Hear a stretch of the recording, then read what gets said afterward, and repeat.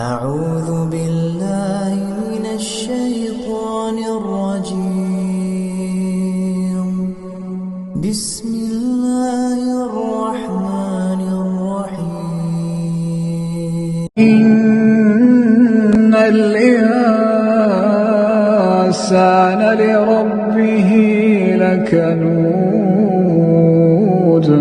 وإنه على ذلك لشهيد وإنه لحب الخير لشديد أفلا يعلم إذا بعثر ما في القبور أفلا يعلم إذا بعثر ما في القبور وحصل ما في الصدور